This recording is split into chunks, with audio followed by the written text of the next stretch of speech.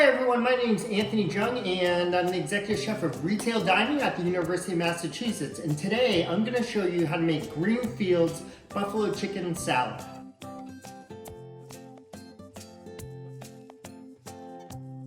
Alright, so let's take a look at some of the ingredients we'll be utilizing in this recipe. We've got some little leaf lettuce. This actually lettuce comes out of Devon's, Massachusetts. It's a great story about local produce.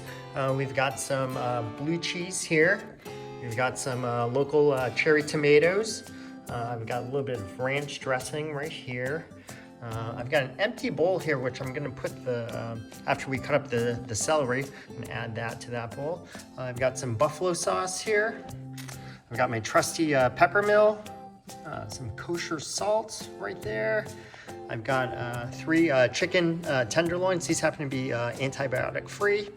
I've got our clam fry here, and I've got our sieve. And if you've seen other episodes, I've actually used this sieve to dredge the chicken. And I've got my cutting board. So let's get to it. So let's start on our celery. And what we're gonna do is I'm just gonna give it a nice little cut right on the bias.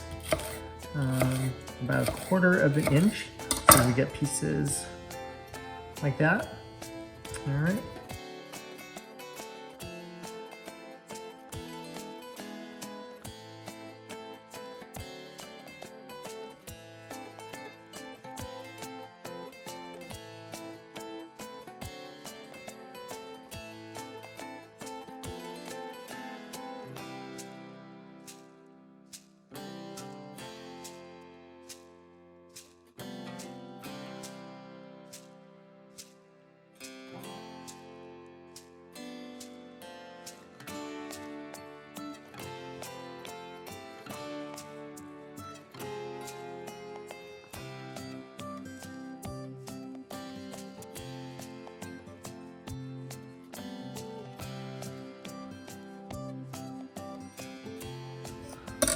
This into the bowl here.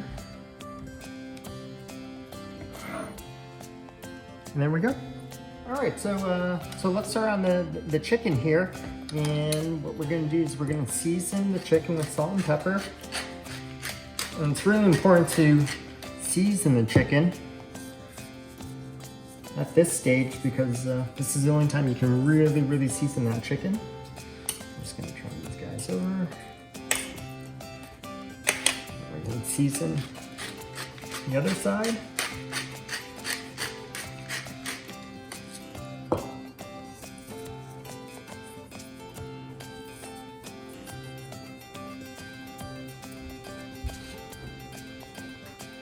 All right, so let's start dredging the chicken here, and I've got our clam fry here, and we're just gonna pour this into my sieve here. All right. And we're just gonna give this chicken a nice light coating here. All right, we're just gonna turn these guys over.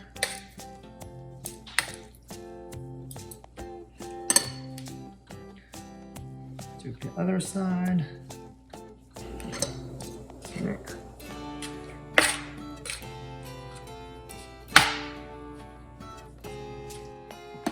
All right, and we're gonna wait about 10 minutes or so, and I'll show you the next step. All right, so for the next step, what we're going to do is, we've got a bowl with a little bit of water here, and what we're gonna do is we're gonna dip the chicken into that water.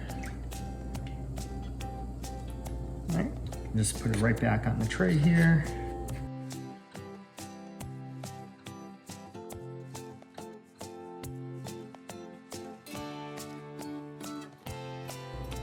All right, I'm just gonna sprinkle some more of the clam fry on here.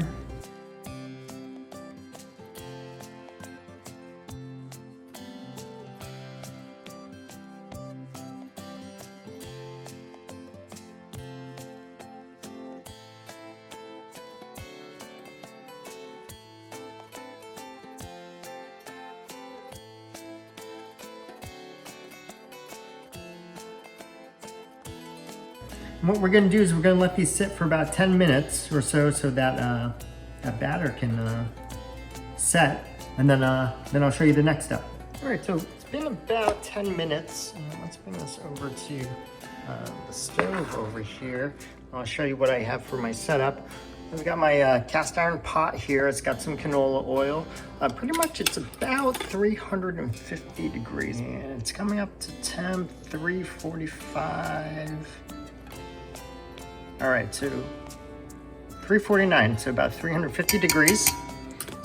Put that down there, and I've got a wire rack and some paper towels. So once the chicken is done, what we'll do is we'll blot it, and then we'll just put it on this cooling rack. All right, so let's get the chicken into the hot oil. All right, so I've got a pair of tongs here, and what I'm gonna do is I'm just gonna gently lower this into our oil.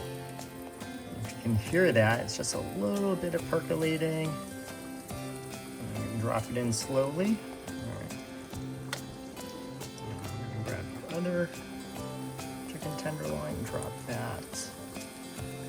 Okay, and it's really important to make sure that your oil isn't more than halfway in your pot, because otherwise it could overflow, and actually hot oil is actually very dangerous. It's very flammable as well. I'm lucky here that I don't have an open flame, but if you do, you just want to be very, very careful about displacing that oil onto a open flame. So, all right, so we're gonna let this go for about, I don't know, we'll call it about 5 to 8 minutes or so, and then we're gonna check the temperature and make sure it's at 165 degrees Fahrenheit. All right, so it's been about, I don't know, almost 8 minutes or so, and I'm just gonna temp the chicken here. And we've got it at 169 degrees. Okay, so that's more than 165. And what I'm going to do is just gonna put on this paper towel for a second. Grab the other one.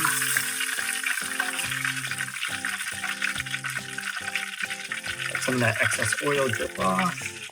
I'm just gonna put on that paper towel. Just blot it real quick here. And the reason why I like using paper towel is because it's absorbent, so it's gonna pull out some of that oil that's on that crust there.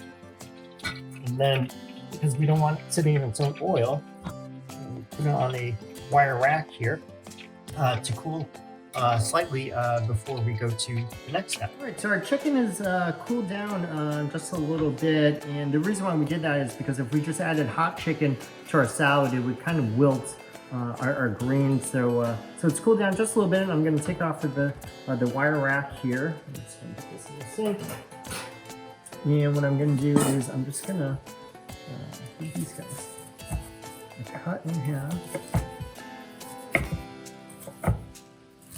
You can see how it has a really, really nice crunch to it. And I do have to give a shout out to Natasha, who's the station champion at Greenfield.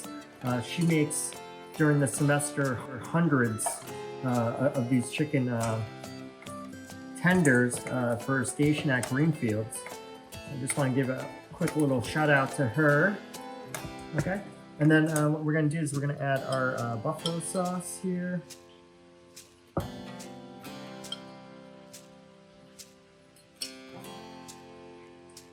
right. Let's give that a quick little mix here. All right. Let's grab our salad. We'll add our celery. Alright, garnish with some of our cut cherry tomatoes. Add our blue cheese. I like mine with a little extra, there we go. And then let's add our beautiful chicken tenders here.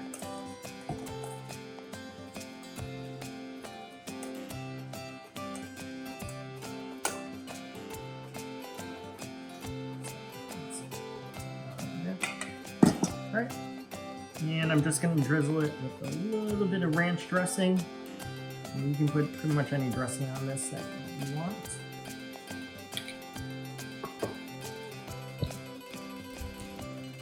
All right, so that's our buffalo chicken salad that we serve at the Blue Wall. And hopefully you found this video educational and that you'll try buffalo chicken salad at home.